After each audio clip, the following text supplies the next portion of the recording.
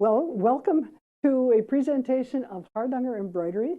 This is an very interesting style of embroidery that actually was begun probably back in Persia and Asia. And it came through the country to Italy, where it became known as white work embroidery. White work embroidery. Well, white work embroidery in our world says it's white fabric and white thread. And that's very common when you think of the age of something embroidery style such as you see here, because dyes would not last too well. And if you stuck with the neutral colors, everything would be quite beautiful. So I'm going to show you and talk a little bit more about these embroideries. The work of the thread count style of embroidery actually didn't begin until the between 1600 and 1800, when it worked its way up from Italy, where it was called, trying to think, lacework. And it was then traveled its way up into Norway. And this area of Norway that really embraced this style of embroidery is called Hardanger. The zone of Hardanger worked through the idea of thread count embroidery and turned it into fancier lace work, where the ground fabric was prepared with stitches that would control the thread count embroidery. And when we talk about thread count fabrics, we talk about fabrics that you can actually count the warp and the woof threads, and then set up a framework for where you're going to do the fancy lace work. And this is what I have brought with me today to show you the variety of things we can do with lace work. Now, as the country and the world became more stabilized with dyes in fabrics, then we're starting to see softer colors in the Hardanger embroidery, such as a soft blue and a soft green, which you see on the board here. And these colors would stay stable. If you tried to do a hard dye color, things could get kind of dicey. So I personally have stayed with the neutral colors for the majority of my embroidery of white on white, ivory fabric with white thread, white fabric with neutral darker threads such as silver or light blue or light green. And this is what you're seeing when you look at my piece. Now, the other interesting thing about this kind of embroidery is that it can be used in a variety of ways, any way you would use your fabric. So we see embroidery on clothing, and I actually have some on my clothing right now. I've got a fancy design on my blouse. Years ago, I made some purses, shoulder purses, and put embroidery on the center of the flip flap on the shoulder purse. Wall hangings, such as the longer piece you see on the far side. It can also be seen in drapes and valances, which is very common. And early on, we also saw it in fabric, which was a very low thread count, such as 18 count fabric, in bedspreads, believe it or not. A large piece of fabric was put down through the center of the bedspread with this fancy embroidery, and then perhaps some other kind of lace work on the exterior border. So it is not a type of design and fabric and plan for just one place in the house. It's used throughout. I also make some small pieces for just little gift giving, which only take me a very short time. This is a very sophisticated type of needlework that must be done correctly. There is no room for error. If you cannot count to 4, you don't pick your needles up. And once you have your design set up, you are going to be cutting 4 threads where you stitched a group of 5 threads to control the ones you have cut away. So I'm going to show you today several different kinds of ways to put all of this together. several years ago, I was well into quilt making. Well, quilts, as you know, can be hung on the wall, and you can enjoy the design that the quilter has put on the fabric through fabric. Or in this case, I built a quilt and then I added small pieces of Hardanger embroidery and the large one in the center to enhance the full circle. And of course, this hangs on the wall at home. This is definitely a piece of fun piece of way of using your Hardanger embroidery. Other interesting ways to use Hardanger embroidery are in small pieces which are hung, this is the camera, are hung on the wall.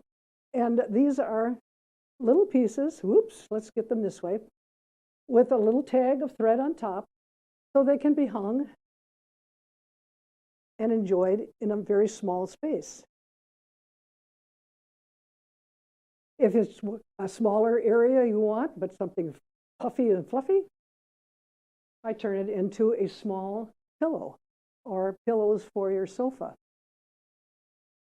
It's another way to use the finished piece of Hardanger that you have designed. Now, you're probably wondering how in heaven's name you come up with these ideas. I don't. I sit at my computer and I think about, what have I done? What do I need to do? Do I need a runner? Do I need small pieces? And then I start playing with designs. And you'll note that when you look at these pieces, you see diamond shapes and you see square shapes.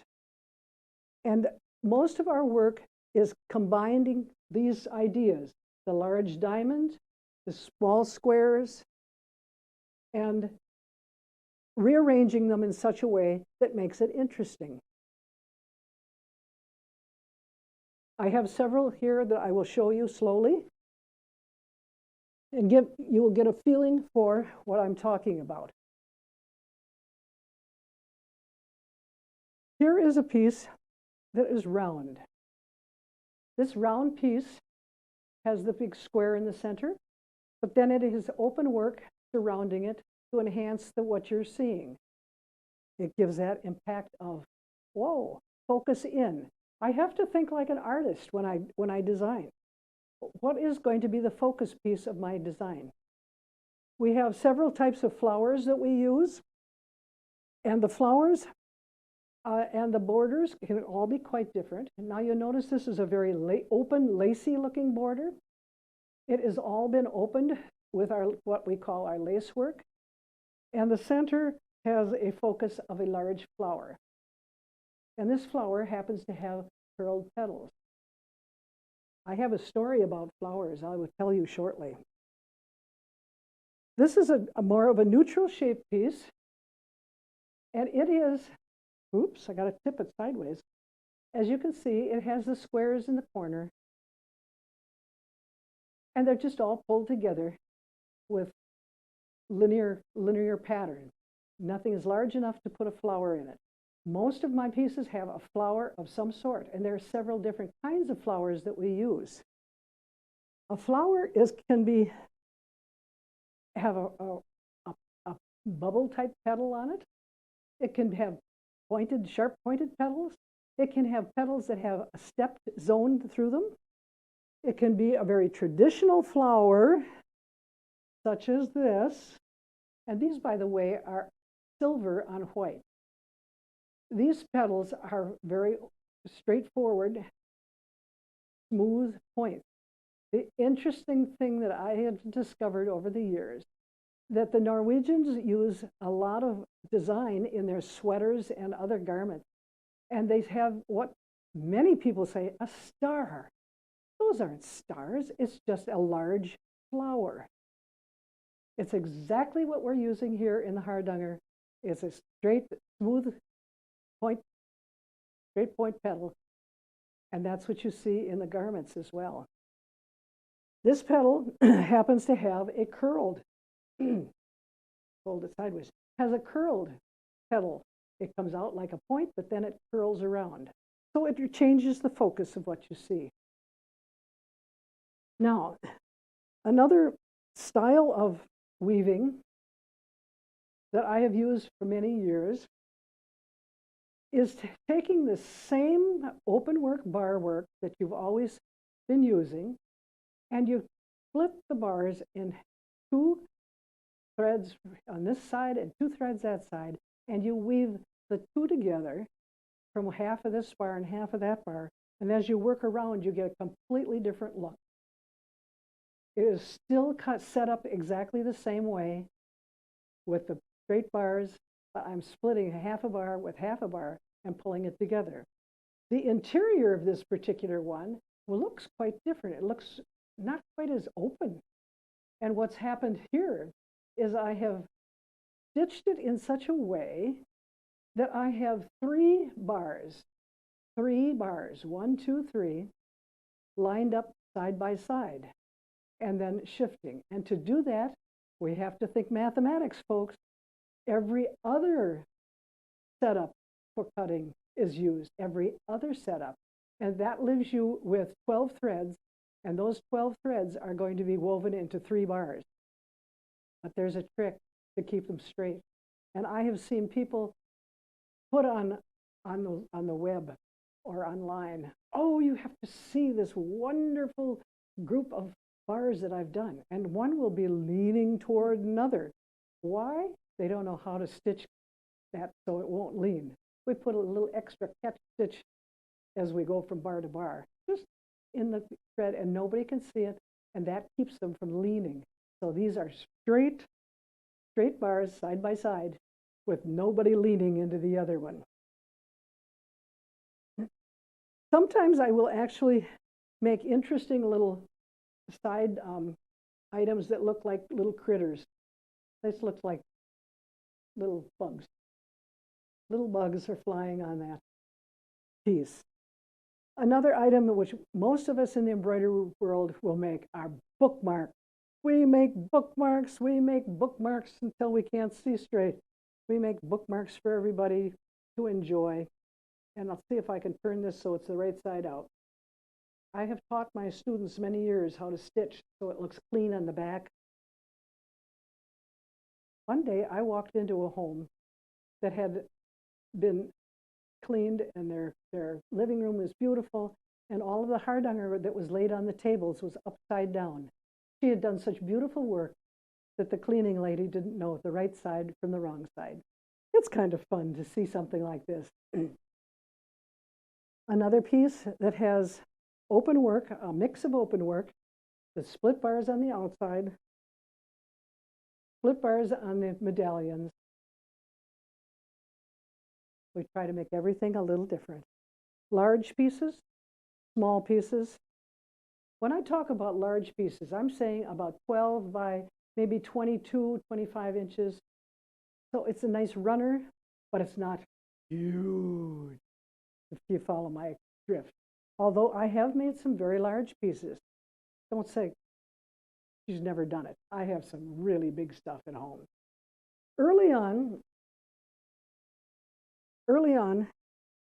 I was trying to put together designs that could be used in demonstration purposes for our classes. And this is a fairly nice sized piece. And as you can see, the structure is round, going all the way around. Now the medallions inside are each one done in a different lacing. Each one has different lacing. And they're set around the center rectangle. So if you could see it up close, you would understand what I'm saying. But it's a fun way to actually put all your ideas into one piece. It's set up so it doesn't scream at you, this is different. But you look more closely and you say, oh, I don't know if I like that lacing, but I like that one better. That's one very, very simple. That one looks difficult. Okay? So that's the idea on something like that.